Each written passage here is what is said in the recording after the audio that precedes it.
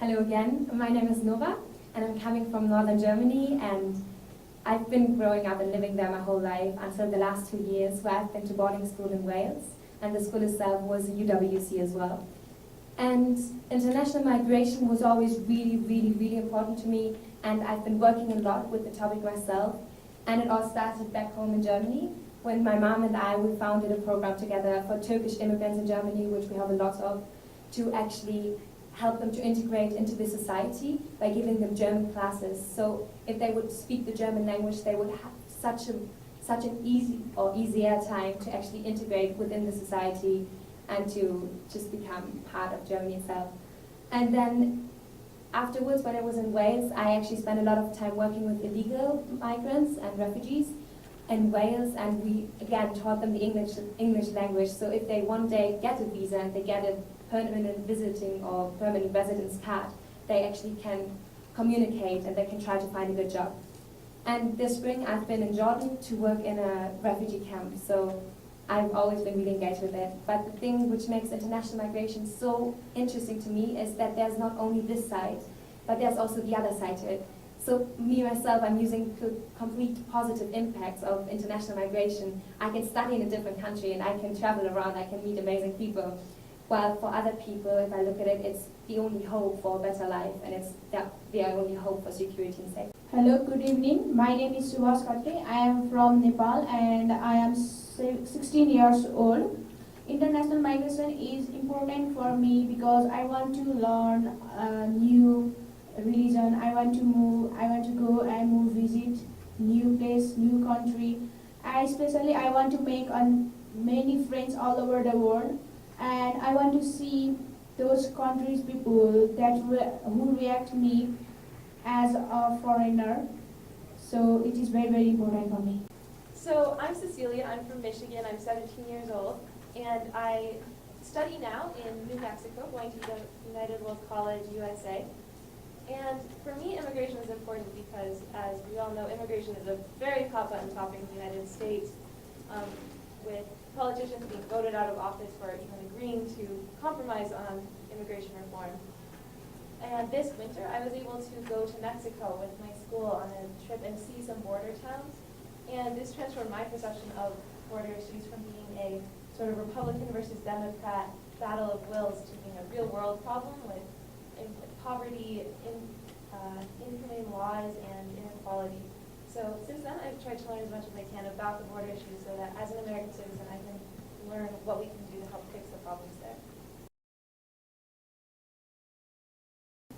It's really the American dream. And you might think, oh yeah, but people know it used to be a dream. It's not true what they think. I'll tell you something. I'm coming from Germany. We're a really well-educated country, and people still believe in the American dream. So when I'm back home, people might not agree with the US-American policies. Oh, they have a lot to say on that. But then if you ask about the American dream, they think, oh yeah, yes, of course, if I make it to America, I can make money out of nothing. I can have an idea, I can go there, and I'm going to make money out of it. And the reason why that happens is that we watch the news. And in the news, we always see the successful stories. We always see, oh yeah, there was this guy who had this idea and suddenly made a huge thing out of it. But we never hear about the thousands and millions who are failing.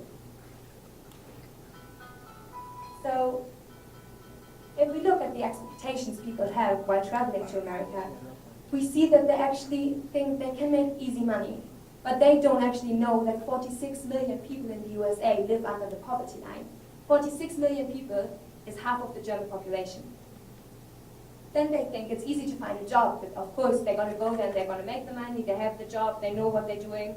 But they don't know that 91.5 million Americans are unemployed. That is more than the population of Germany. And last one is they still look for the security, still the violence is there, and they still want to be secure, have their children grow up in a good place.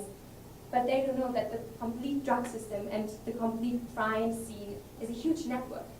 And it completely entered the United States, and whatever crime scene they met, whatever gang cartel they met, it's all going to be spread throughout America, and they're all going to have connections. So illegal migrants can be tracked down all the time. In addition, there's a misunderstanding of the laws. People are not well enough informed. So what happened is that Obama actually had a law which was called the DACA, and it said that people who who were living, minors who were living from 2007 onwards in the United States, get legal citizenship. They were allowed to, or permanent, and they were allowed to live in that country. While that actually is a problem why so many children now are coming to the United States, because they only hear about these positive things, and they think, oh yeah, it might happen again, we might have another chance to actually get legal citizenship.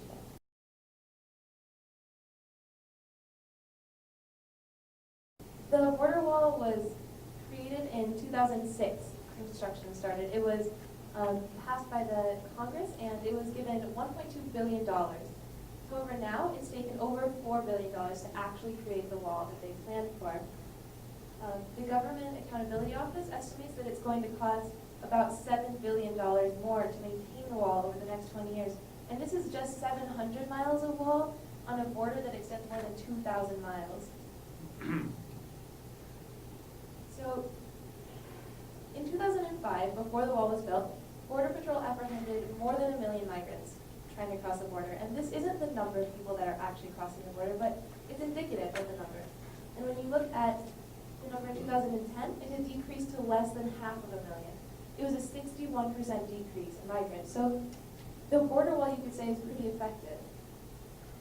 However, you can also qualify that statement because before the 2008 recession, the rate had dropped much lower. It had only dropped to about 900,000, which was about a quarter decrease. And over history, it has always been shown that economic recession leads to people going back to their home countries. So this could be another reason for the drop in migrants over the recent years. And now that the economy has been strengthening, the number of apprehensions has been steadily increasing since 2011. The other thing is that the border wall was created in a large part to keep out terrorists and drug dealers. This is what the bill was passed as. However, the wall can be scaled really easily by those who know how. People with families, children, elderly people, they have a hard time crossing the wall. So the wall is very good at keeping families out, but people who are bringing drugs or bringing harm to the United States, they would have an easy time. So when I first came here, I actually thought, well, the perception that almost all the Germans have is that the main issue about the border is that the Mexicans are trying to actually get into the USA and trying to live there. And then I came here, and actually what I've heard is that it's not the Mexicans much anymore. It's rather the problem moved to Central America, and now it's the Central Americans who are trying to get through Mexico and trying then to cross the border. So if you look at statistics, it's actually shown that since 2008, the Mexican migration into the United States decreased a lot. While if we look at the Central Americans, it increased throughout 10 years by more than 50%. So this is not only a problem for the United States because they get a lot of immigrants and they have to pay a lot of money to deport them and they have to go through a lot of processes, but it also is a problem for Mexico itself because Mexico needs to handle this situation as well with all the refugee and immigrants traveling through the country itself. So just looking at 1 year, in 2013, Mexico deported 86,000 migrants in a single year, and more than 10,000 of them were minors. That means they were younger than I am.